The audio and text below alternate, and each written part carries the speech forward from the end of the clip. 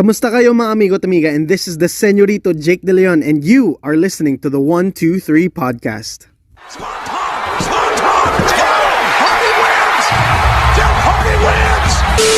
In my career, in what could have been the absolute worst night, in what was literal hell, I was not cynical, I was not jaded, I stood, I fought. You fucking mug! These people, these are all my people because they acknowledge me. You think you know me?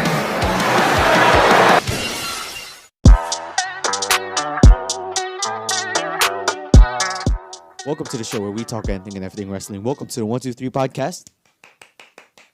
And welcome to the third annual 123 Awards. How are you guys doing today? How has 2022 been on your end, guys? I mean, mine is... goodness gracious. My 2022 has been crazy hectic. Lots of things have happened in 2022. Not only in my personal life, but in other aspects as well. I mean, I finally turned 18 this year. Finally saw Spider-Man No Way Home in the evening of January 1st. What a film, by the way. I mean, I was planning to see it in cinemas, but someone here in the Philippines fucking pulled off a prison break. And in turn, the Omicron variant spread all throughout the metro. And it effectively started another round of quarantine or another round of lockdown, which is very unfortunate because I was really looking forward to seeing it in cinemas and, to really get that experience. But fucking hell, that one citizen just had to ruin everything. So yeah, to that one citizen, if you're listening to this episode, fuck you. No, I'm kidding. But yeah, finally saw Spider-Man No Way Home. It was awesome. I saw Deji get his first dub in boxing, which was awesome. And I also saw KSI knock two people out in one night. What an absolute beast, man. I mean, I really cannot wait to see what's in store for both of them next year. I mean, Deji just fought Floyd fucking Mayweather. And now KSI is accepted 2023. Jake Paul. I cannot wait to see that fight because that will definitely be the biggest fight of the entire year. But yeah, I saw all those. And in professional wrestling, yeah, definitely not the craziest year I've ever been in. Vince McMahon, yeah, the same Vince McMahon who ran WWE for many years. Yeah, that Vince McMahon. The CEO of the WWE, the womanizer. Yeah, he retired. Yeah, nothing crazy. Stone Cold Steve Austin, yeah, the guy who drinks beer and flips people off. Yeah, he competed in the main event of WrestleMania. No big deal. This guy named Cody Rhodes, who from what I've heard is one of the masterminds behind WWE's biggest competition since WCW, All Elite Wrestling. Yeah, he returned to WWE and had a run of a lifetime. Yeah, no big deal. Sasha Banks and Naomi, they walked out. No big deal. What else? Brock Lesnar lifting up the ring with a tractor. Yeah, definitely not the best image I've seen in wrestling all year. AEW being a PR mess while WWE's locker room morale is at an all-time high because of Triple H in charge. Yeah, no big deal. Those things are never going to be big deals to me. But yeah, sarcasm aside, this has been the craziest year I've ever been in. Like, actually. Those things that I mentioned most of them were not on my radar. I mean, they were not in my 2022 professional wrestling bingo card, but they happened. Goodness gracious, what a crazy year it has been for professional wrestling. And yeah, that's the reason why we're here. We're going to be recognizing the good, the bad, and the downright ugly of professional wrestling all year long. And we're going to be starting off with a fan favorite category in the award show. So, yeah, grab your snacks, grab your drinks, grab your gooch, because we are in for a crazy award show. And by the way, before we proceed, there's been a major change in the award show because I took off the nominee system. The reason for this is because I recorded last year's award show, all 1 hour of it, no breaks. And it really took a toll on my voice. Like, 2 years ago when we first did the award show, I only had like what, 4 nominees, which was still pretty bad for my voice. And last year, I added new categories and I upped the nominee number to 6, which was definitely bad. I really couldn't speak in a loud manner after recording that episode. And yeah, I mean, I had to really just take care of my voice. That's the main reason for it. I mean, as of recording, I just finished shoutcasting for a school tournament, a school esports tournament. And that involved a lot of shouting. And I did not want to really waste my voice, especially after my shoutcasting stint. So yeah, I had tons of fun with that shoutcasting stint, and I thought, well, I will just take off the nominee system so that I can really just take care of my voice.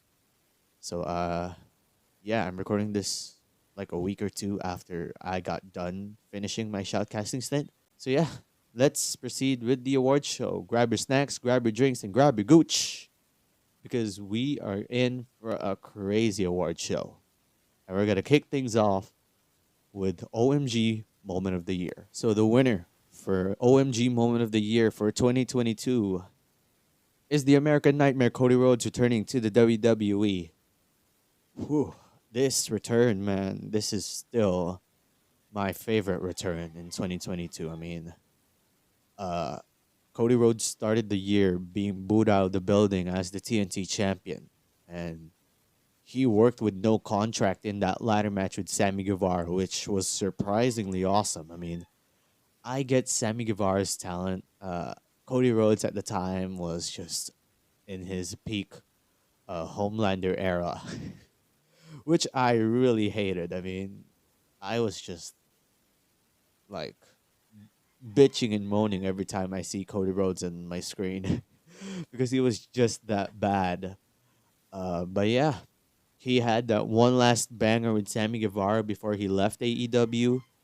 And you guys probably saw that episode of the squash match where I talked about Cody and Brandi leaving AEW and the rumors that Cody's returning to the WWE. And I'll admit, I really thought it was a work. I mean, dude, I really thought that, oh, this is just AEW's way of getting Cody Rhodes out of his current contract for him to just sign a new contract so that he can be eligible to compete for the world title, because that last contract wouldn't let him do so because of that loss with Chris Jericho back in 2019. But dude, he actually left. And when he returned at WrestleMania, oh my goodness, this return was just shocking, man. Like, you guys saw my reaction on Twitter. That was me as a Cody Rhodes hater spazzing out over Cody Rhodes returning to the WWE. And that return started a run of a lifetime for the man. I mean, he had that trilogy with Seth Rollins, which ended at Hell in a Cell. In that Hell in a Cell match with a torn pec, not to mention. Dude, what an awesome year it has been for Cody. I mean, he started 2022 as a heel, not really a heel, a de facto heel, basically. Being booed out of the building, and he ended his 2022 as the most beloved wrestler in the industry once again. So yeah, props to Cody Rhodes, and I really cannot wait to see what's in store for him next year. I feel like he's gonna return at the Rumble. I mean, he has John Cena's doctor after all. He's the man who was responsible for John Cena's 2008 Royal Rumble return. So never say never. He might return at number 30 in the Royal Rumble. Might win the whole thing. Might take one of the titles off of Roman Reigns. I mean, it would be cool if Cody like took both titles off of Roman, but let's think of the lineage, and the WWE Championship has that. So yeah, cannot wait to see what's in store for Cody Rhodes next year. So yeah, our winner for OMG Moment of the Year is Cody Rhodes returning to the WWE. Second place winner is MJF's pipe bomb. Fucking hell, dude. This is probably my favorite promo of the decade. I'm just saying it as early as now. This is my favorite promo of the decade. Like, I cannot believe that MJF called Tony Khan a fucking mark on national television. And when I heard that line, I was just, my jaw was on the floor. I was like, what? Did he just call Tony Khan a fucking mark on national television? Like, dude, the passion in that promo is just unfathomable. Every word that Max said in that promo was just awesome, and it was all inspiring. And you can really tell that this is not the character that's talking. I mean, yes, we get a hint of that character, of that same character, but this was the person actually talking. I mean, this was like a 30-60% situation. I mean, 30% was the character, 60% was the man. And Max pulled off probably the best promo of the decade. And yeah, he's now the current AEW World Champion with that Burberry strap. Yeah, I really cannot wait to see what's in store for MJF as the World Champion. I mean, he just beat Ricky Starks in Winter's Coming. And yeah, seems like he is in for a run of a lifetime with the title. So yeah, definitely cannot wait for that. And yeah, there you guys go. Our winner, our second place winner for OMG Moment of the Year is MJF's Pipe Bomb. Honorable mention goes to Mickie James entering the Women's Royal Rumble match with the Impact Knockouts champion. Dude, I was actually very curious to see Mickie James enter the Royal Rumble with Hardcore Country. Like, you guys saw my tweets while the event was going on. I was like, will she actually come out to Hardcore Country? So the countdown begins, and once I heard that buzzer, and when I heard that line, I was just, dude, imagine the pop. If Mickie James entering the Women's Royal Rumble match with the Impact Knockouts champion to Hardcore Country, imagine the pop if that was unannounced. Man, it was awesome. She got a loud pop, and her return was already announced. How much louder would that have been if her entry was unannounced, right? I mean, one can dream, but dude, one thing is for sure. That entry, definitely historic for the women. Definitely. This marked the first time ever that WWE worked with Impact after going head-to-head in 2010. And this was also the first time ever that an Impact Wrestling champion was featured in WWE television. And that title was held by a woman. That definitely says something for not only for Mickie James and not only for Impact Wrestling, but for women's wrestling in general. And I really was just proud of Mickie James when she entered the Royal Rumble match with Hardcore Country and with the Impact Knockouts champion around her waist. So yeah, there you guys go. Our winners for OMG Moment of the Year. Our first place winner goes to Cody Rhodes' return to the WWE. Second place winner goes to MJF's Pipe Bomb. And the Honorable Mention Award goes to Mickie James entering the Women's Royal Rumble match with the Impact Knockouts champion. So, yeah, that caps off OMG Moment of the Year. Let's move on to our next category, which is Return of the Year. The winner for this year's Return of the Year award goes to, once again, the American Nightmare, Cody Rhodes. I mean, I already said what's needed to be said earlier in the OMG Moment of the Year category because there are no other words to describe it. Iconic, shocking.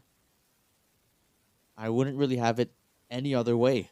Like I said, this return started Cody Rhodes' GOAT tier run.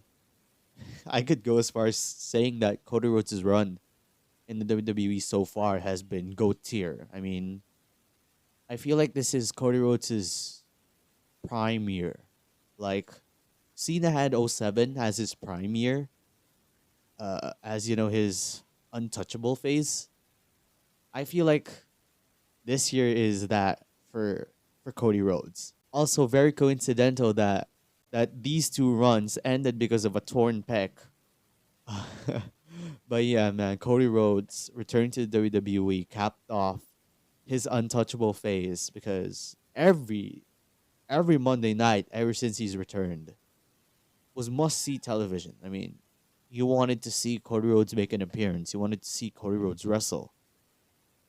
Uh, and it was an awesome time to be a wrestling fan because you were seeing someone who came from the competition make his return to the WWE after many years, after years of trash talking, and now he's made a comeback and he's ready to fulfill his destiny. And yeah, like I said, I cannot wait to see more of Cody Rhodes next year. So yeah, there you guys go. Our winner for Return of the Year is Cody Rhodes. Second place winner is going to Bray Wyatt.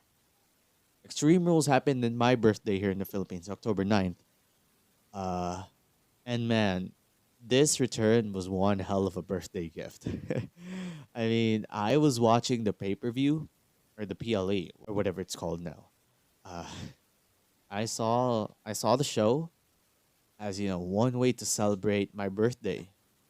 Watching the one thing that I love most, which is professional wrestling. I saw the show. It was awesome. And once the lights went off, the only thing that I said was, here we fucking go. It's go time. The White Rabbit is about to be revealed. And man, everything in that moment, from the puppets from the Firefly Funhouse coming to life, like Mercy the Buzzard, Huskus the Pig, Ramblin' Rabbit, The Fiend making a cameo. I was like, fucking hell, let's go. And when the camera panned to that door on the stage, I was like, oh, dude, here we go. The doors opened.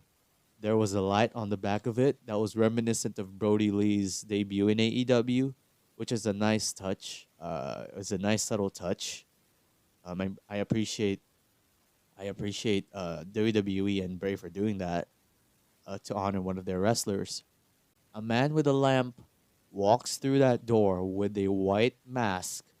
He stops, takes off the mask, and it's Bray Wyatt. I was like, fuck, yes, let's go. I was just smiling from ear to ear when I saw that return because it was just absolutely awesome, man. It's a slow build currently as of recording this episode. It's been a slow build so far for Bray Wyatt.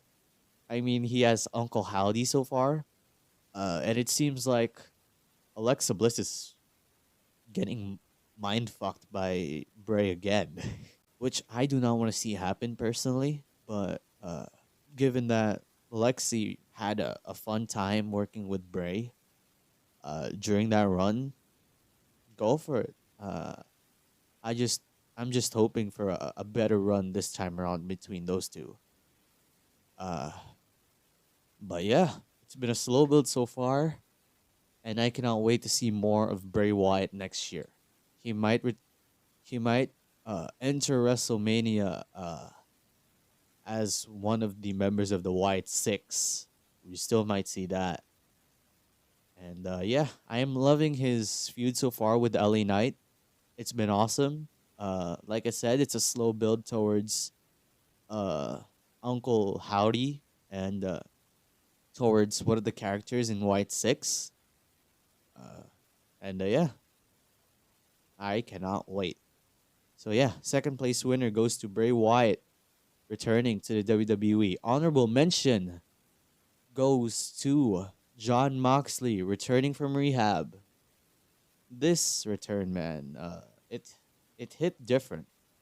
It hit different than the two returns that was discussed in this episode, because this was John Moxley's like second chance at life, basically. I mean, he started to realize that, oh, he's growing an addiction for alcohol, and he decided to ask for help. He got that help, and he returned stronger than ever.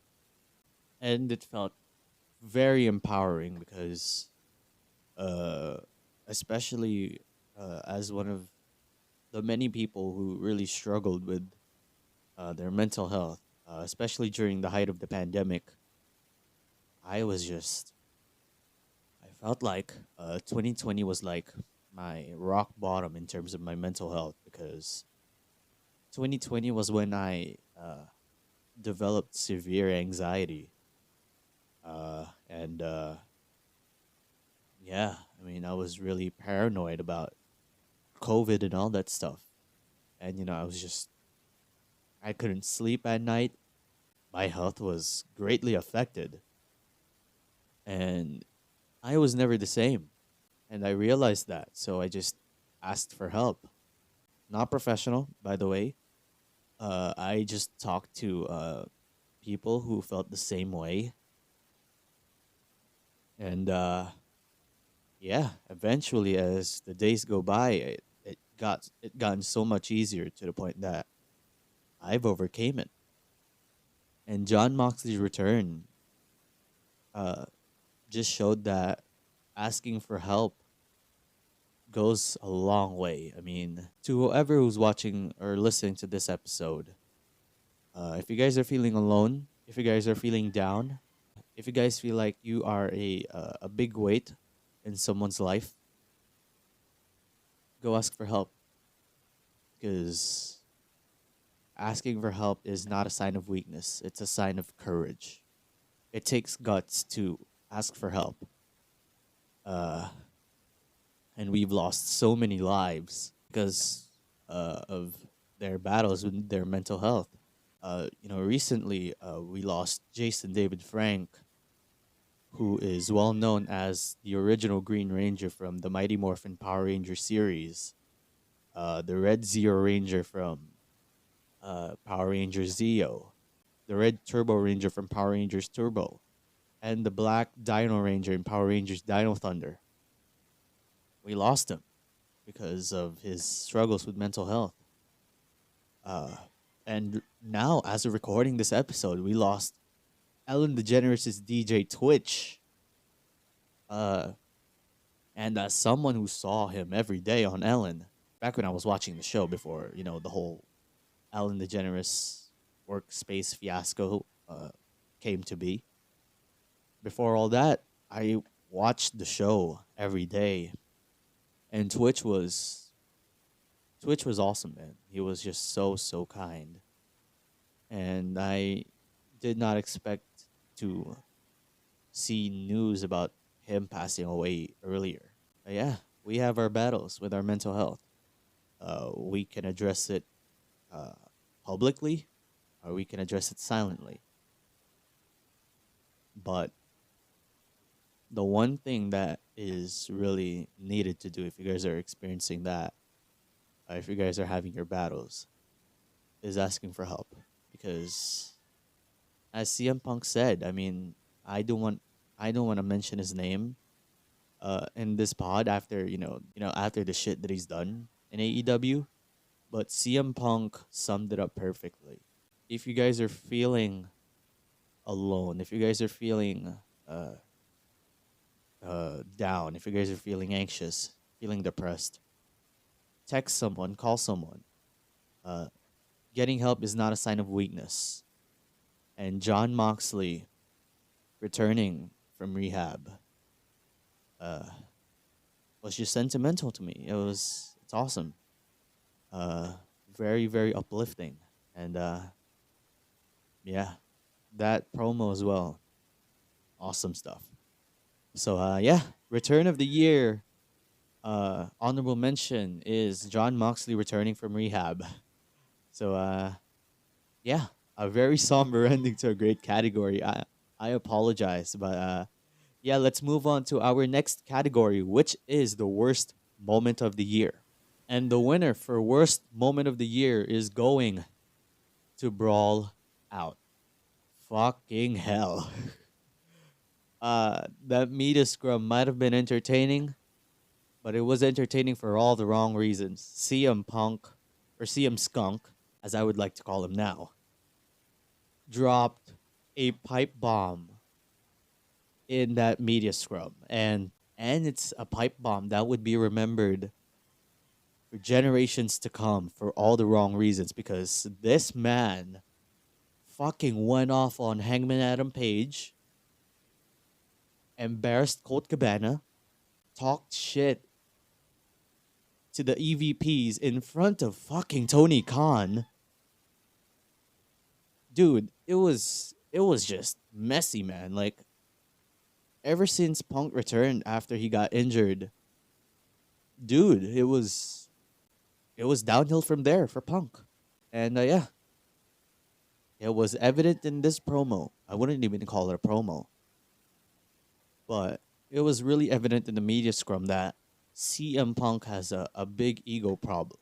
Very big, in fact, that after the brawl in the locker room between him, Ace Steel, and the Elite, Chris Jericho told Punk on his face that he was cancer to the locker room. Like, fucking hell, it was. Everything's just messy, man. Especially with CM Punk in 2022. He might have started the year with one of the greatest feuds in AEW history with CM Punk versus MJF. But he ended 2022 with a big ego problem and holding the title for the douchiest wrestler in All Elite Wrestling. He is now the most hated man in professional wrestling. I mean, you guys heard the loud "fuck CM Punk" chants when the Elite returned at Full Gear. That says something. Those same fans chanted for CM Punk while he was gone for 7 years. And because of that one incident, everything was changed. And yeah, for the time being, as much as I want to hear Cult of Personality again, I do not want to see Punk return to AEW. I do not want to see him come back to WWE, because I know he's not going to have a good time, especially with Triple H in charge. And considering the problems that he's had with them, I do not want to see him wrestle. I could go as far as saying that. I do not want to see him wrestle. So yeah, winner for worst moment of the year goes to Brawl Out. Second place winner is a moment that led to that very incident, which was CM Punk's promo after his return from injury. Fucking hell, when he cut that promo to challenge John Moxley for the title after he's returned. I mean, it was a good promo in the John Moxley part, but the beginning of the promo, he was just like, he went off script. He basically went off script and called out Hangman Adam Page. Like, it got himself a crowd reaction, but the story is not between you and Hangman Jack. It's about you and John Moxley. And you called out another man just because what? He talked some sense in you? Like, are you that guilty? Like, after that, I was like, fucking hell, man. How unprofessional of CM Punk. It's not the company that's the problem anymore. It's actually him. And yeah, like I said, I do not want to see CM Punk wrestle for the time being, because I am still very fucking sour on him. So yeah, there you guys go. Second place winner goes to CM Punk, cutting his first promo after injury. This whole category could have been a whole CM Punk category, but I chose not to because our honorable mention for this year's Worst Moment of the Year award goes to Austin Theory's cash-in on Seth Rollins. I saw this moment and I thought, this is definitely one of the worst things in WWE. And definitely one of the worst things that Triple H has done in his reign so far.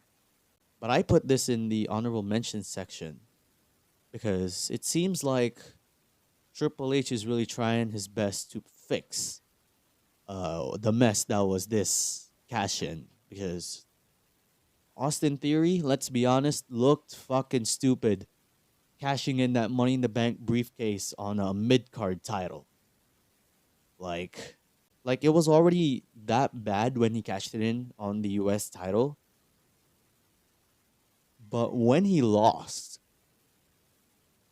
fucking hell, it just made me sour about the whole concept of Money in the Bank for like what, a few weeks or so? Because it was just that bad. It was actually that bad. And yeah, I put it in the honorable mentions list because Austin Theory right now is looking like a badass. I mean, now that he's the United States champion once again, he's doing some of the best work of his career. I mean, after The Way, this is probably the best character work that he's done. Yeah, I cannot wait to see more of Austin Theory's United States Championship reign in 2023. He looks like a star. He walks like a star. He acts like a star.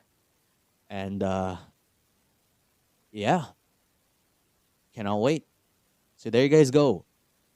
That caps off the worst moment of the year category.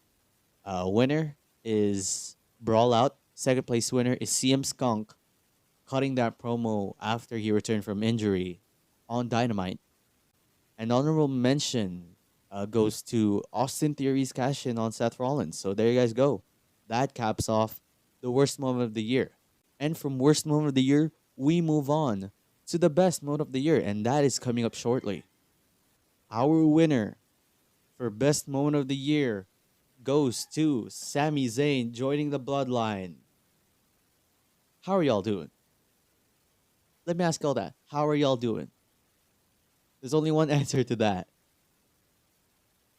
You guys are feeling oozy, aren't y'all? But yeah, Sami Zayn joining the Bloodline. Dude, definitely the best moment in terms of storytelling all year long. I mean, the last time that I felt that way was when Jey Uso and Roman Reigns had that Hell in a Cell match in 2020, which was chef's kiss. Chef's kiss. And yeah, I felt the same way when Sammy hooked the referee's arm, which effectively ended the count. And man, that whole moment with Kevin Owens, when he was just like, "What are you doing? This is not you, blah, blah, blah." Still trying to convince him that this is not the way to go. But Sami Zayn proves his loyalty to the Bloodline, low blows Kevin Owens, hits the Aluva kick,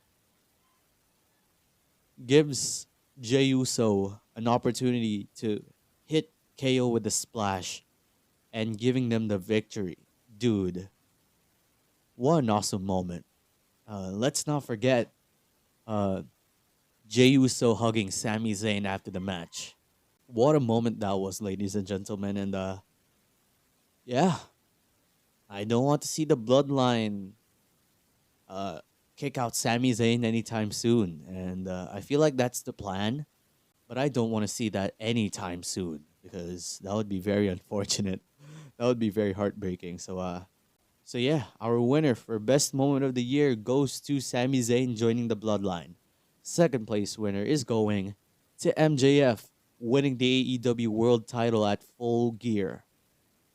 This victory, man, it was absolutely awesome. I mean, long overdue because that feud with CM Skunk elevated MJF as a main event player.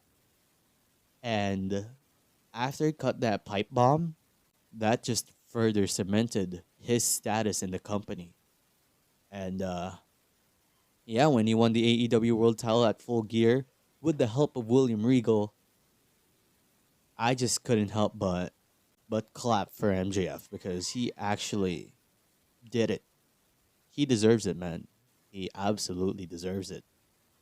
The moment after that, Max attacking William Regal, 2 weeks after he turned on his baby boy Mox. That, on the other hand, was very unnecessary. I'm sorry, guys. It was just very bad, very unnecessary. Especially what happened the week after that when Regal cut that pre-taped promo with Tony Schiavone and tell things like, "Oh yeah, the reason why I did what I did is to teach Mox and the BCC one last lesson." Blah blah. Very unnecessary, but yeah, good for Regal though. He now has the vice president position in the WWE. But that whole thing with Regal, that 2 weeks of Regal just being MJF's uh manager, bad. But let's talk about the moment. It was awesome when Regal slid that breast knuckles in the ring, and Max took it. I've seen it coming from a mile away. Because when Max said, "Yeah, I'm not gonna use my diamond ring to beat John Moxley," I thought that, oh, he might not use the diamond ring, but he may use a brass knuckles.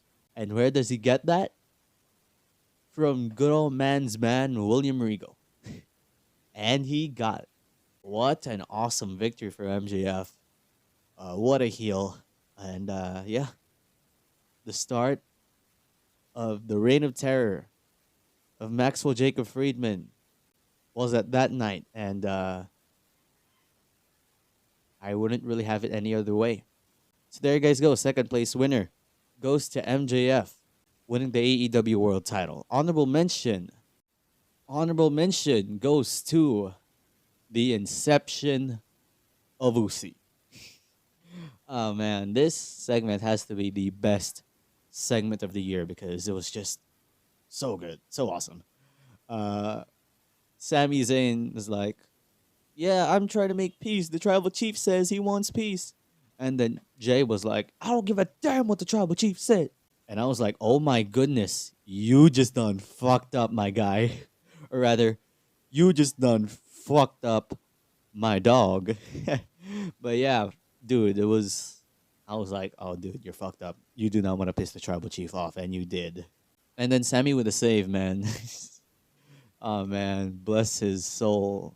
Oh man, bless his heart. Sami Zayn tried to save Jay, even if they're like beefing with each other. He'd say things like, "Yeah, he did not mean it. He's just going through a lot of things lately." And then he said the magical line of, "Lately, he just hasn't been very oozy." And when I first saw that, I was like, "Oh my goodness, Sammy, what the fuck?" And I had a good crack out of that. But when I saw Roman and Jay fighting for their lives, trying not to break character, I was like, "Oh my goodness, you just..." I just laughed even more. I was like, "Fucking hell." They're actually trying to not break character. And what an awesome segment, man. What an awesome segment. And the way Roman just ran with it by saying, yeah, by telling Jay that, "Oh, if you don't find your inner Rusi, uh, Jay is going to be a full-blown Uso. And who knows, I might name him Sammy Uso, y'all." I mean, it was awesome, man. Awesome. Very, very awesome. So yeah, that caps off the best moment of the year category. Our winner is Sami Zayn joining the Bloodline. Second place winner goes to MJF winning the AEW World Title. And the honorable mention goes to the inception of Usi. So let's move on to the debut of the year, shall we? The winner of debut of the year is Claudio Castagnoli, the former Swiss Superman. Dude, what a run it has been for Claudio in AEW so far. I mean, he debuted at Forbidden Door, and he had that amazing match with Zack Sabre Jr., which is definitely a lot better than last year's Blood and Guts match. And yeah, he had a little moment with Eddie Kingston there when he debuted, and after they were done with the Blood and Guts match. Uh, and yeah, I mean, love me some Claudio and Eddie Kingston interaction, whether it may be as rivals or as teams. It doesn't matter as long as I see both of them interact, especially given their history in Chikara. That's a good thing for me. And currently, Claudio is a two-time Ring of Honor World Champion. I intentionally repeated myself in the two-time because two times. If you guys still don't get it, but yeah, he's a two-time Ring of Honor World Champion. And the rest of the Blackpool Combat Club, Wheeler Yuta is once again the ROH Pure Champion, also two-time. And John Moxley, well, he's doing John Moxley things. So yeah, I cannot wait to see what's in store for Claudio and the Blackpool Combat Club in 2023. So there you guys go. Winner for debut of the year is Claudio Castagnoli. Second place goes to Saraya, FKA Page. Dude, Saraya's AEW debut is awesome. Very, very awesome. I mean, no one knew who was going to come out of that tunnel in Grand Slam until her name showed up. And let me tell y'all, I was in school at the time. I did not see her debut. But when I came home, I watched the entire thing. And I was like, oh my God. Paige is actually in AEW. And I was still not used to her calling Saraya at the time. So I called her Paige. So I was like, dude, Saraya is actually in AE fucking W. And she had that pretty decent feud with Britt Baker. That comeback match was it was alright. It was a good comeback match for Saraya. And yeah, I cannot wait to see what happens next with Saraya. I mean, we heard a few weeks ago that she's aiming for the women's world title, which I would love to see happen, but I don't know. I mean, I feel like it's too early to give Saraya the women's world title, especially with how over Jamie Hayter is. Like, give Jamie Hayter her feud with Britt Baker first, and then give her a few other feuds, and then make her drop the title to Saraya. That's what I think about it. So yeah, second place winner is going to Saraya. Honorable mention is going to the charismatic enigma, Jeff Hardy. Bias aside, this is actually one of the coolest debuts in AEW. Like, I was laughing though when he was just dancing on the ramp while Matt was being beaten up by the AFO. I was like, dude, I'm glad you debuted, but stop fucking dancing and save your brother. But yeah, it was fun. It was a fun debut for Jeff.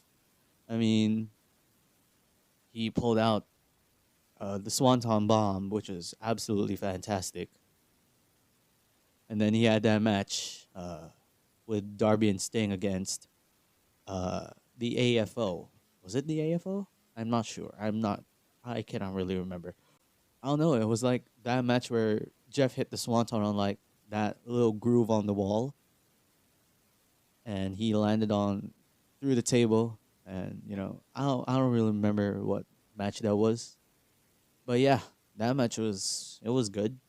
But his best match in AEW so far is definitely him versus Darby Allin in the World Title Eliminator Tournament. I mean, that was a very crazy match. And yeah, he moved on. But then he got beaten by, was it Kyle or Bobby? Oh, yeah. Oh, no. It was, it's Adam Cole. There you go. But then he got beaten by Adam Cole. So yeah.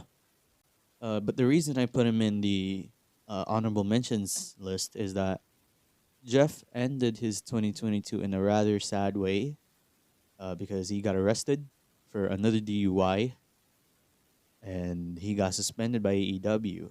Uh, and he won't be on television until he's done with rehab and maintain the sobriety for like a good amount of time. So yeah, I mean, it's a sad way for Jeff to end the year, especially for Jeff. But I'm rooting for him because addiction is one tough demon to beat. Uh, and I hope he gets the help he needs. John Moxley got his, and he overcame his alcoholism, and Jeff might do the same. So yeah, there you guys go. Debut of the year. Winner is Claudio Castagnoli. Second place winner is Soraya. Honorable mention, Jeff Hardy.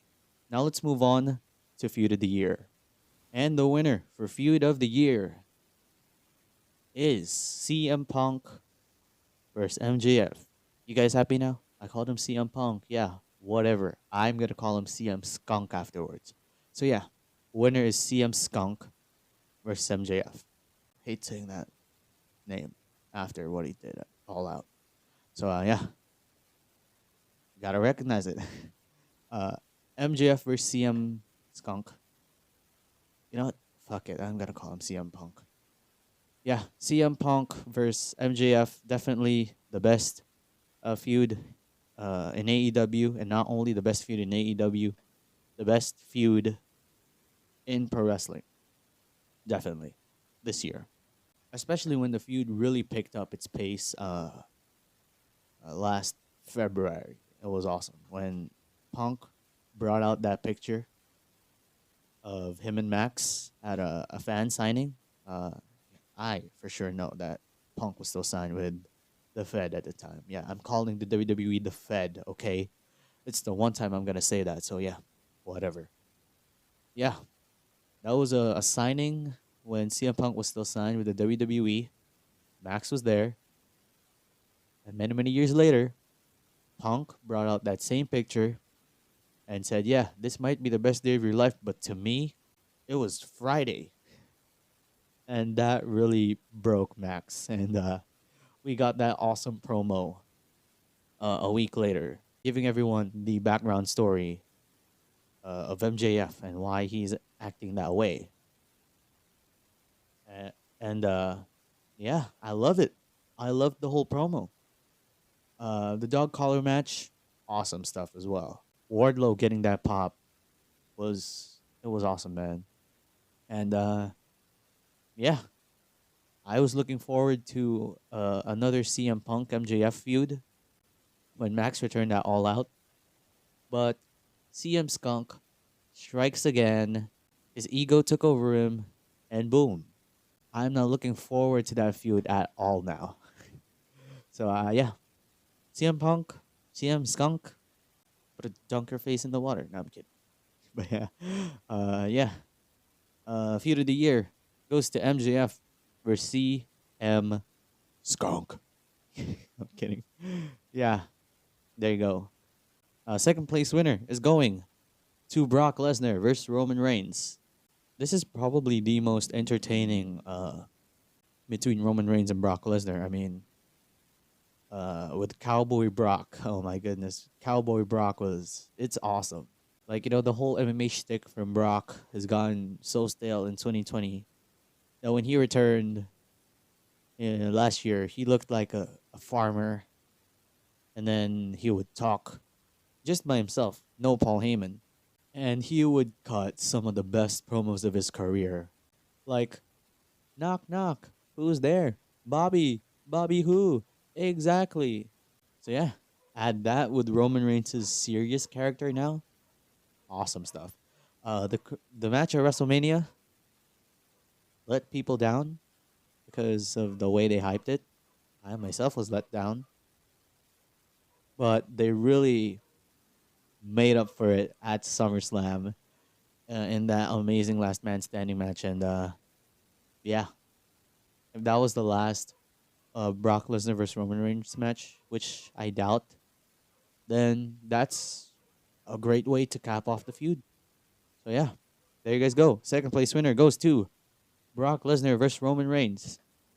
Honorable mention goes to MJF versus John Moxley. I mean, this whole thing revolved around MJF, which is good.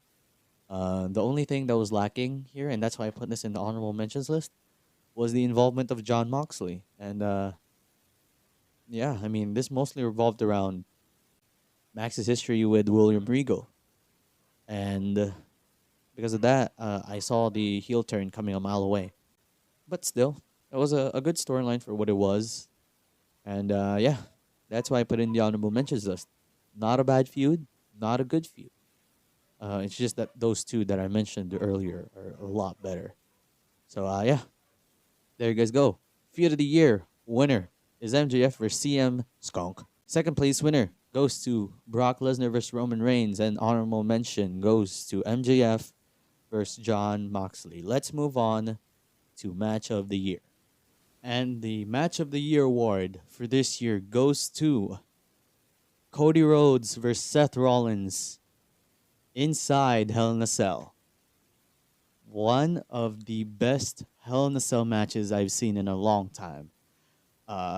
This feud, by the way, feels like it was organically gonna end at Hell in a Cell because of how intense it was.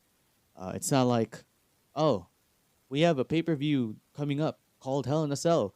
Why don't we put Cody Rhodes and Seth Rollins inside Hell in a Cell? Even if they're having like a meaningless feud. It's not that type of feud. It's actually like it was a blood feud. Like it was very personal. And you know, I was already expecting it to be a good match. I mean the two matches that Seth and Cody had up until that point was very good, and I was like, okay, this is gonna be even better, especially inside Hell in a Cell with the brutality of Hell in a Cell. This will definitely steal the entire show. And it was in the main event, so it was even better. But then Cody got injured. He tore his pectoral muscle all the way off the bone. Cody was injured, but he decided, okay, I am still gonna step inside Hell in a Cell because I wanna end this once and for all. And he did. And that torn pec, added so much drama to the to the match, man. I mean, the main focus was like back then before Cody got injured. The main focus was like, okay, Cody's gonna do everything he can to put away Seth Rollins. But when he got injured and still decided to compete, the main focus was like, oh my god, Cody's injured. He tore his pectoral muscle, but he's still competing inside Hell in a Cell. Is this a bad decision? Is it a good decision? Let's find out. And I saw the match. God damn, it was awesome. It was very awesome, man. It was so good. The injury added that extra layer of drama in that match, which was very needed. I'm not saying that Cody getting injured was needed, but Cody, you know, stepping inside Hell in a Cell with Seth, and you know, because we've seen, and because of the fact that we've seen the match, 2 times in the past 2 months. I was like, what more could they offer? And the torn pec did it. The torn pec added an extra layer of storytelling in that match. Awesome stuff. And Cody winning, good shit, man. Good shit. A legend was made in that match, and his name is Cody Rhodes. So yeah, there you guys go. Match of the year goes to Cody Rhodes versus Seth Rollins inside Hell in a Cell. Second place winner goes to Seth Rollins' former Shield brethren, Roman Reigns, going up against Brock Lesnar in a last man standing match at SummerSlam. I already said a few things about this match earlier, and I feel like I have more to say because that last man standing match was absolutely crazy, man. It was awesome. Uh, right from the get go, Brock Lesnar coming out with the tractor. I was like, fuck yeah. The great one's dream has finally come true. Brock Lesnar has came out with a tractor. But yeah, he stood on top of the tractor. He posed. He threw the mic. Roman catches it with one hand. He didn't even flinch. And then the match starts. It was crazy. It was crazy stupid. I mean, in a good way though. It's crazy stupid in a good way. So yeah. How can we forget Brock Lesnar lifting up the ring with a tractor? God damn it. Uh that was awesome, man. Very, very awesome. And yeah. Uh Brock did a great job. Roman did a great job. Michael Cole was on his prime Jim Ross shit in that match. Would you please count faster? Like, dude, Michael Cole is not being given enough credit, and he should be. He should be. Because he added so much more to that match. So, yeah. There you guys go. Second place winner goes to Roman Reigns versus Brock Lesnar in a last man standing match at SummerSlam. Honorable mention. Once again, we're going to be mentioning the douche's name. CM Punk or CM Skunk versus MJF in a dog collar match.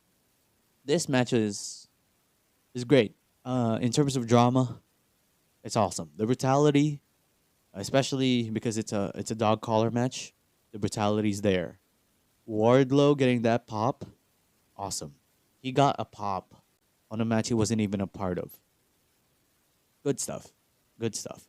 And I thought it was a very cool way to end that feud between MJF and CM Skunk. So yeah, a brutal way to end the blood feud. And that takes the spot of the honorable mentions list. So yeah, there you guys go. Match of the year is Cody Rhodes versus Seth Rollins. Second place is Brock Lesnar versus Roman Reigns. An honorable mention goes to CM Skunk versus Roman Reigns. Oh no, versus MJF. Let's move on to the best show of the year. The winner for the best show of the year award goes to WrestleMania 38. Dude, this is one of the best WrestleManias I've seen in a long time. WrestleMania 37 last year was good, but WrestleMania 38 was even better. What a show. Like, actually, what a show. It started off badly because Rick Boogs got injured early on in the match against the Usos. It was him with Shinsuke. But the show really picked up after Corbin versus Drew. And after that, it was just great match after great match, or as Sheamus says it, banger after banger after banger after banger after not a banger, and then another banger. That's basically the whole formula of WrestleMania 38 Night 1. Cody's return happened in Night 1. Bianca Belair winning the Raw Women's Championship happened on Night 1. Stone Cold Steve Austin returning to the ring for the first time in 19 years happened on Night 1. Dude, Stone Cold Steve Austin returning to wrestling in 2022. Let's face it, it was not on everyone's radar. It was not on everyone's bingo card for pro wrestling in 2022. I didn't have it, but fucking hell, Stone Cold Steve Austin actually came back. And it was awesome. Absolutely awesome. Night 2 started off very strong with Triple H officially retiring from in-ring competition and welcoming everyone to WrestleMania. The Sheamus formula still continues in Night 2. Banger after banger after banger after banger. and then another stinker, and then a banger, and then it ended with a, I wouldn't really call it a stinker or a banger. It's just right in the middle, with Roman Reigns versus Brock, where Roman won in a very short match. I feel like Roman or Brock, it's either Roman or Brock that got hurt in that match, and that's why they had to cut it short. So yeah, night 2 was awesome, but it didn't live up to night 1 success. But still, overall, WrestleMania 38 was an awesome show. So there you guys go. Our winner for the best show of the year goes to WrestleMania 38. Second place is going to SummerSlam 2022. This SummerSlam, I mean, there's something about SummerSlam being held in an outdoor arena that it's awesome, man. I mean, this is the first show under Triple H's newfound regime, and it delivered. I mean, the show still mostly has like Vince's script, but during that show, Hunter told us, "It's my time," pun intended. But yeah, right from the get go with that opening match, Bianca versus Becky. Bianca won. Bailey returned. Io Shirai, or now Io Sky as she's known now, and Dakota Kai returned. They formed Damage Control, which is we're gonna talk about Damage Control later on. That was a clear shot that, oh, it's Triple H's era now. It's Triple H's time now. This is Triple H's WWE. We're done with the Vince era. It's Hunter's era. It's his time now. My time is up. My time is now. No, I'm kidding. But yeah, right from the get go, that match was awesome. Logan Paul versus The Miz followed that up, and it was awesome. This is where Sheamus. This is where the Sheamus formula actually gets completed. Because Bianca Belair versus Becky Lynch was a banger. Logan Paul versus The Miz was a banger. And everything in the card was a banger after banger after banger after banger after banger. Roman Reigns versus Brock Lesnar. They might have had a match that let people down on WrestleMania, but they made up for it at SummerSlam. It was an absolute banger. And yeah, I already said what I wanted to say earlier in that portion of the video, or in the portion of the episode. But yeah, awesome stuff. SummerSlam 2022, good shit. So yeah, second place winner goes to SummerSlam 2022. Honorable mention goes to Survivor Series War Games. Might be recency bias. Could be. But Survivor Series War Games was a good show. It was a pretty cool show. I mean, it was a mixed bag, especially with that Ronda Shotzi match. I mean, that was absolutely bad. But yeah, the women's War Games match was a showcase of spots. It looks like a showcase of spots because that's where they really focused on the match. Meanwhile, the men's War Games match was really focused on the storytelling. And I'm not gonna lie, the men's War Games match is definitely a lot better than the women's War Games match. I mean, there were like a few botches in the women's War Games match, which I can let it slide for now. I mean, most of the women there, well, let's just say Asuka, Lexi, who else? Nikki Cross. Has Nikki Cross been in Side War Games? I feel like she hasn't. Bailey too. Most of the women there don't have experience in War Games matches. So yeah, I'll let it slide. I mean, I feel like the other half though had their fair share of experiences inside the War Games cage. I mean, like Bianca Belair, Io Sky, Dakota Kai, Mia Yim. Was Mia Yim a part of? Oh yeah, she was a part of the women's War Games match in 2019. The best women's War Games match, for me. So yeah, yeah, there you go. I'll let it slide because most of the women there don't have experience in the War Games match. So, yeah, give them a chance. So, meanwhile, the men's War Games match, dude, awesome storytelling. We all know the ending. I already talked about that earlier in the episode. So, yeah, there's nothing really much to say other than men's War Games match, one of the best matches of the year. So, yeah, there you guys go. Honorable mention goes to Survivor Series War Games, and that caps off the Best Show of the Year award for 2022. Let's move on to the worst show of the year. The winner for worst show of the year goes to AEW All Out. Dude, this was an atrocious show. Uh, I had classes from 7 o'clock to 12 o'clock noon every day. Basically, the whole show started when my classes started, and it didn't end once my classes ended. I mean, by the time I was going home, it was still the main event. It was still John Moxley versus CM Punk or Skunk. And when MJF returned, I was already in my house, and that was like what, 1 p.m. in the afternoon, because I got home late at the time because of the traffic.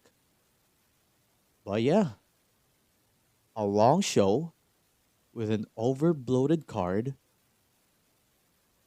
The storytelling had to be sacrificed by a lot. It was bad, man. It was actually very, very bad. So yeah, there you guys go. Winner for worst show of the year. The unfortunate winner for worst show of the year is AEW All Out 2022. Second place winner is going to AEW Double or Nothing 2022. This suffers the same problem as AEW All Out because this was the start of Tony Khan's fetish to overbloat a show card.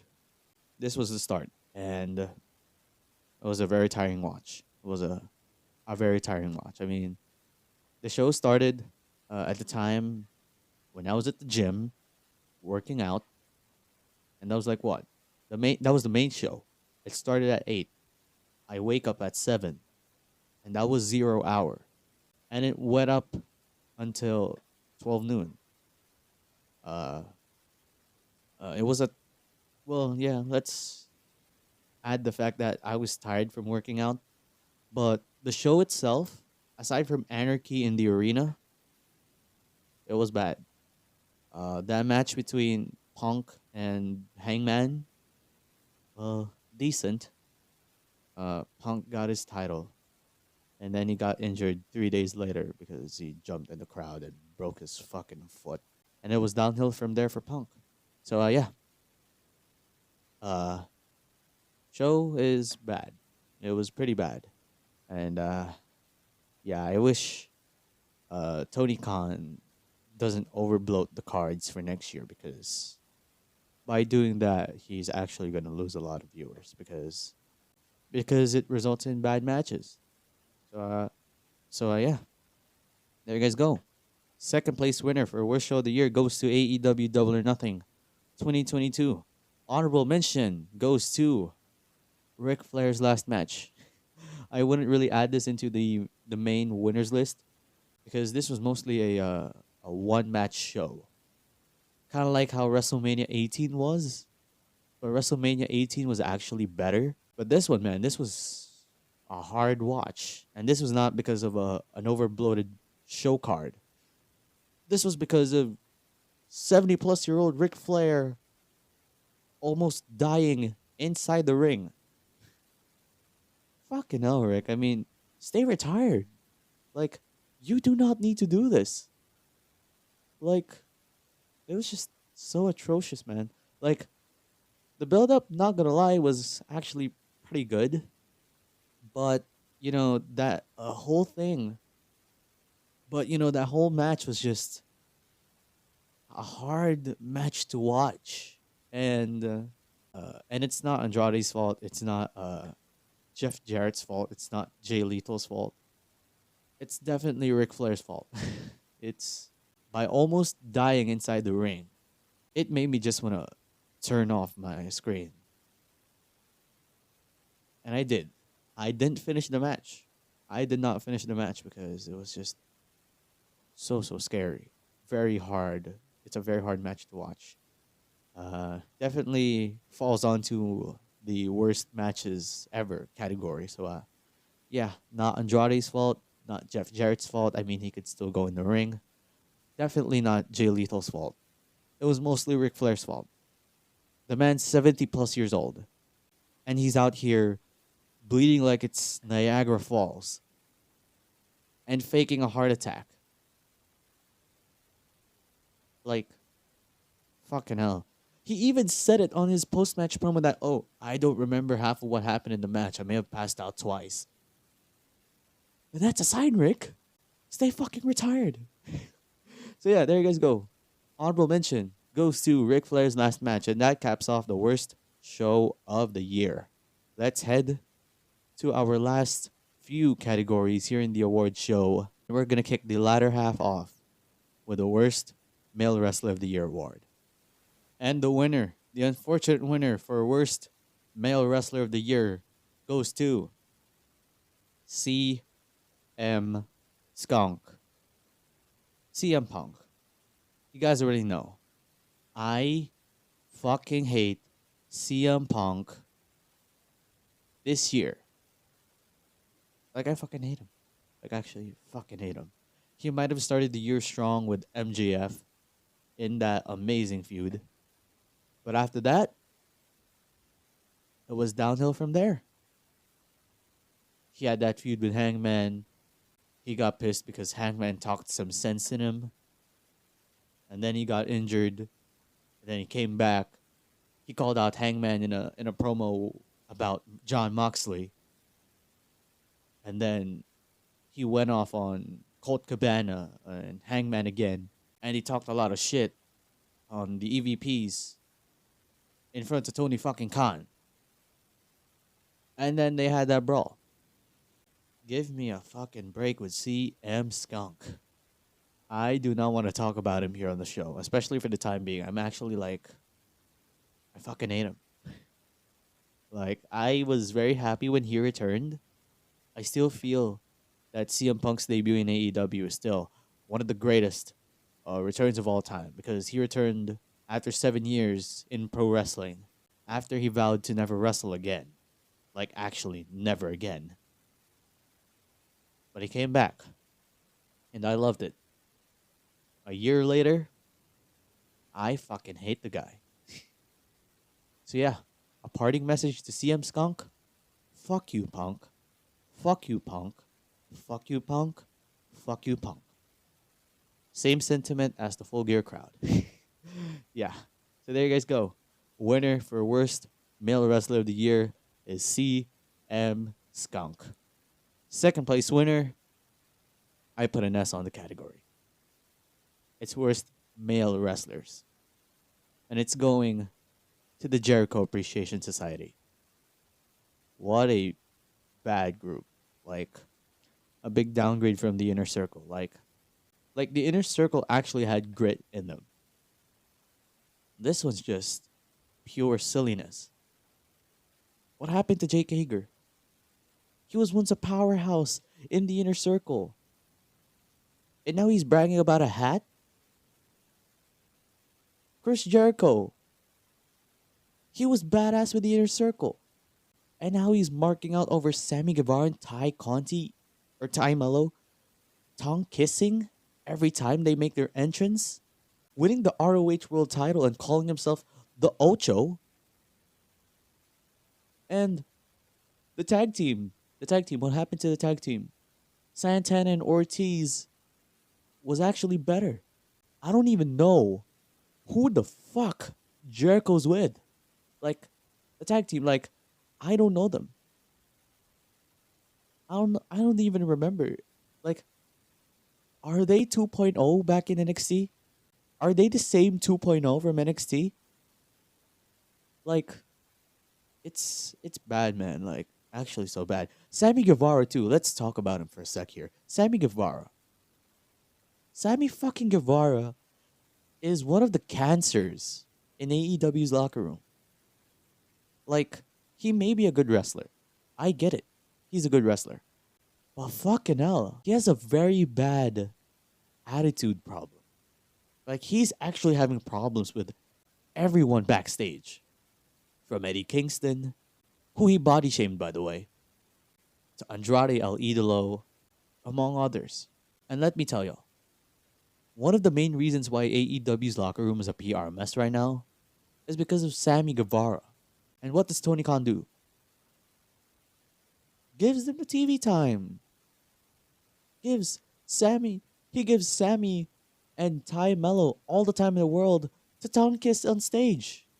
Like, oh my goodness. And what? What happened to Eddie Kingston? What happened to Andrade El Idolo? Yeah, Andrade's injured right now. But what happened to both those guys after their issue with Sammy? Both were taken home. And they were on the receiving end of Sammy Guevara's childish behavior. And they were taken home.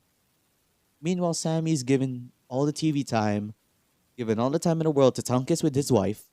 Like, it's just bad, man. So yeah, one of the worst groups in pro wrestling. Like, not only this year, but actually ever. So yeah, there you guys go. Second place winner goes to the Jericho Appreciation Society. Honorable mention goes to Baron Corbin. Baron Corbin with JBL has a lot of potential.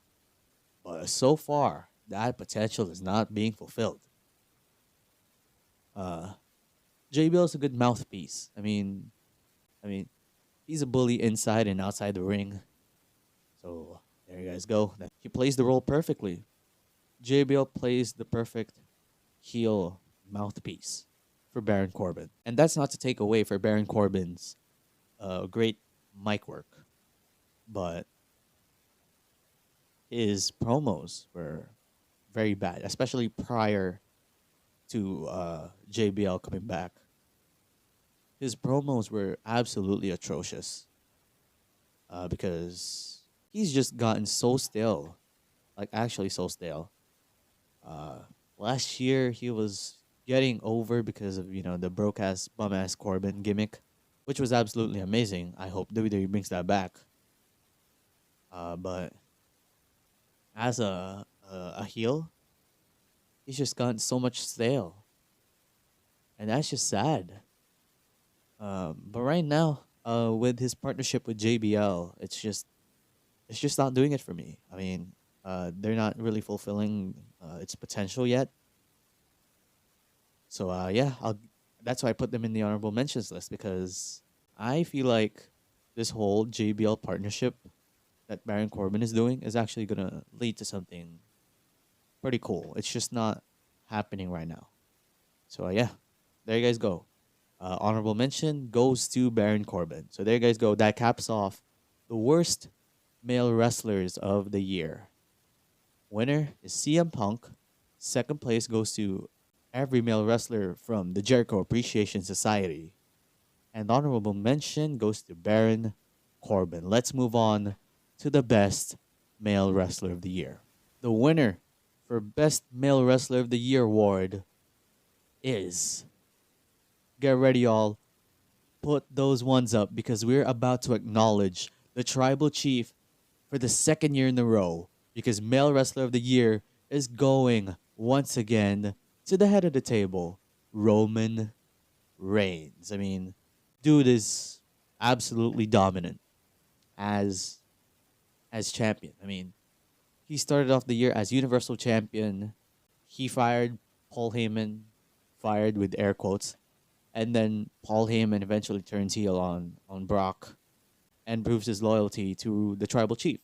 He had that entertaining feud with Brock Lesnar, but then it was halted after that match at WrestleMania. And after that, I was starting to hate the guy. I mean, he wasn't appearing as much as he did before, which I get. I mean, he's been carrying the WWE for 2+ years. He needs a break, but for him to be double champion and to not show up, it's a bad thing. But WWE, once Roman Reigns came back, made it up with with the character work. I mean, right now, Sammy being a part of the bloodline, uh, that brings out a whole different side, not only to Roman but to the entire bloodline, because they're actually like a very relatable group. Because last year, the bloodline was, this larger than life group of Samoans, aside from Paul Heyman. I don't know if he's actually Samoan. I'm not too sure. But yeah, uh, the bloodline was a larger than life group of Samoans from the same family dynasty, ready to wreak havoc in the WWE. But then when Sami Zayn got added to the mix, everything just uh everything turned sideways. And I mean that with great intentions. Like, it actually turned sideways for the better. Because Sami Zayn really added that layer of storytelling to the whole faction. And it really brought out, like I said, a different side to the Usos, to Solo Sikoa, uh, to Paul Heyman, and most especially to Roman Reigns. So, yeah. Once Sami Zayn joined the bloodline and he really started to bring out the new sides of Roman Reigns and the Usos and Solo Sikoa, that's where I started to like Roman again, because he actually has comedic chops. Because we all know what happened in 2015, the whole suffering succotash bullshit. And that was Roman Reigns' best attempt at the time at comedy. And now Roman Reigns with Sami Zayn has, along with the bloodline actually, came out with one of the best comedic segments in WWE history, which we talked about earlier, the inception of Usi. But still, despite that, he still was a scary, scary figure. Like, you actually, like, even if Roman Reigns can pull off those comedic chops, you still do not want to piss off the guy. Like, actually, you do not want to piss off the guy. When he comes out, it's a whole different story. Because you're about to be smashed. He may talk about all the bloodline feeling Usi, but when it's serious, better run. You actually better run, because you're about to be smashed. So yeah, there you guys go. Best male wrestler of the year is Roman Reigns for the second year in a row. Acknowledge him. If you guys haven't acknowledged him today, acknowledge him. So yeah, second place winner goes to someone who's better than you, and you know it. Maxwell Jacob Friedman, the current AEW World Champion. He started off the year strong with that feud with CM Skunk, and he ended that feud with a brutal dog collar match. He got that program with Wardlow. He lost, of course. And then, after that, he caught a fucking pipe bomb. Like I mentioned earlier, he called Tony Khan a fucking mark on national television. And that says something. And after that, a few months later, he took a break just to really sell how pissed he is at AEW. He returned at All Out. And, I feel like Max's return at All Out is the only good thing that happened in that show. Like, that, it was that bad. So yeah, he returned. He wanted to cash the chip in on CM Punk, but then we all know what happened. Brawl out his ego. What a douchebag. But yeah. He instead cashed the chip in to Jon Moxley.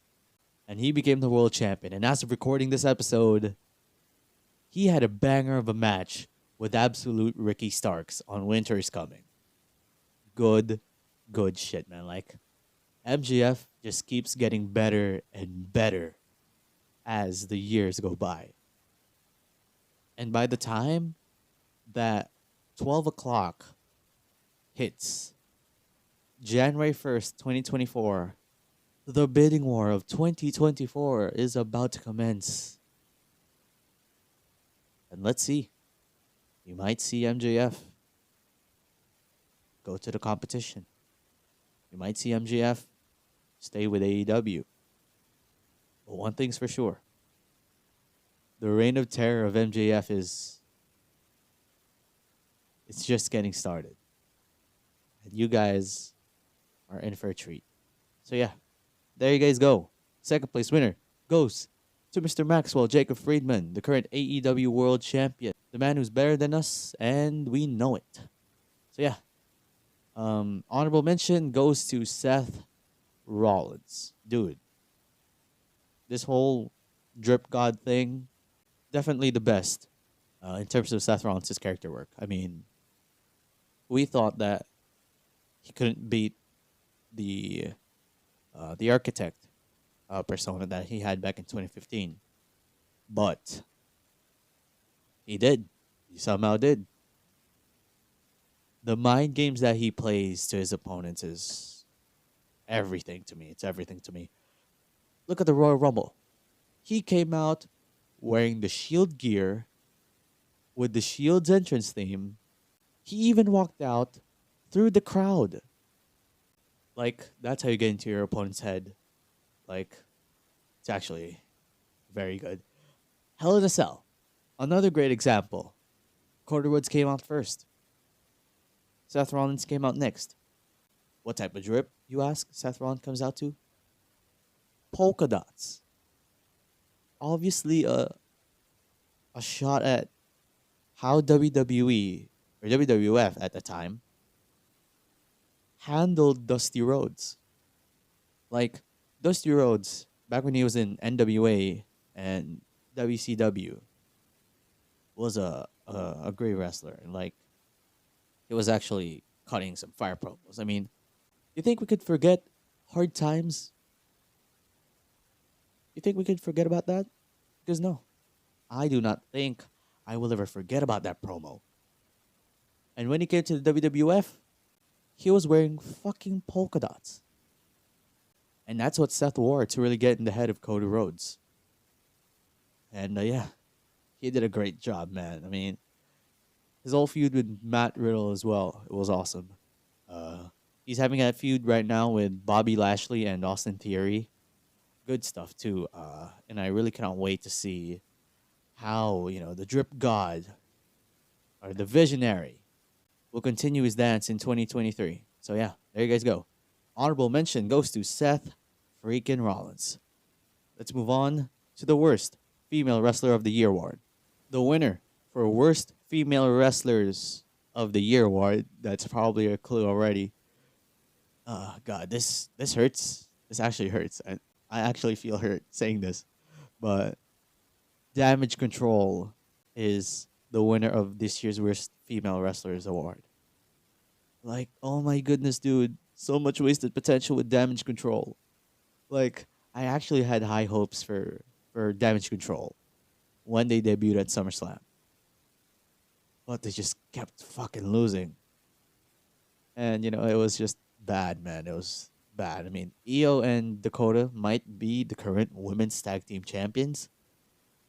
But as a faction, man, they just don't work. I mean, oh my goodness. It's hard saying that. I mean, I love Damage Control, but they just don't work. Like, as a faction, like, they keep losing and all that stuff. Once they get the upper hand, they just lose. And it sucks. Especially with the amount of talent in that faction. You have Bayley, who's been a part of some of the greatest women's matches in the WWE, or not only in the WWE, but in all of professional wrestling. That Iron Woman match with Sasha Banks. One of the best women's moments in history with that Money in the Bank cash-in.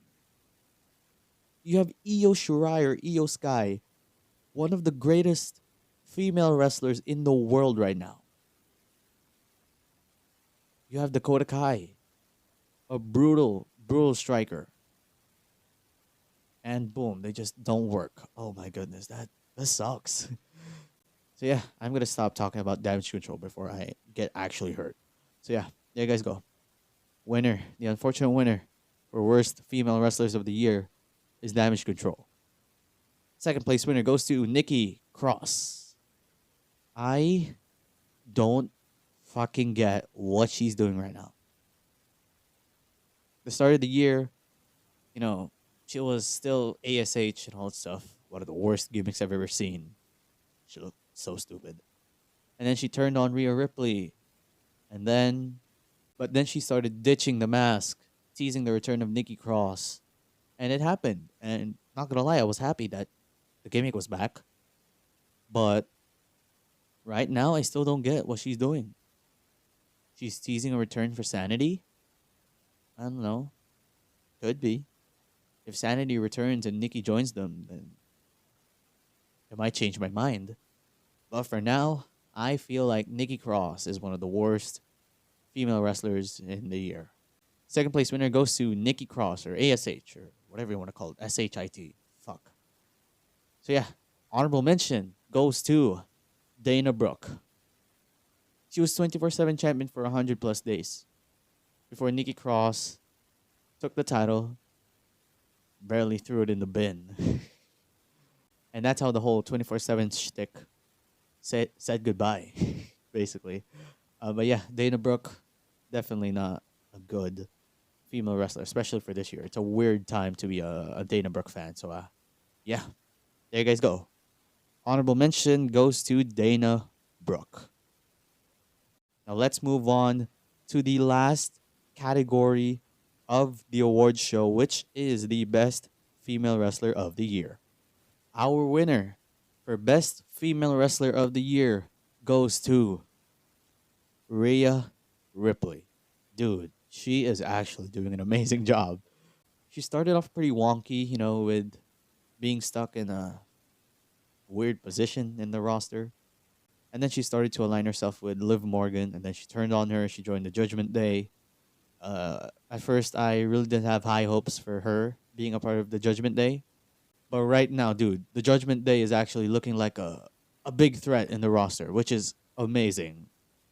And yeah, they're teasing a Bianca Belair Rhea Ripley showdown for the women's title at WrestleMania. It could be at WrestleMania. I hope it does happen at WrestleMania. But yeah, cannot wait to see what's in store for her in 2023. Hopefully she becomes Raw Women's Champion once again. So yeah, there you guys go. Our winner for Best Female Wrestler of the Year award goes to Rhea Ripley. Second place winner goes to the woman she teased the rivalry with, Bianca Belair. Bianca Belair had an amazing year. She had an absolutely amazing performance at the Royal Rumble. She won the Elimination Chamber match to become the #1 contender for the Raw Women's Championship. She won the title at WrestleMania, and then she had a cool reign. She's still the champion right now. And yeah, like I said, she's teasing a match or a feud with Rhea Ripley in either one of the big fours. Could be the Royal Rumble, could be WrestleMania. Very excited for that. So yeah, there you guys go. Second place winner goes to Bianca Belair.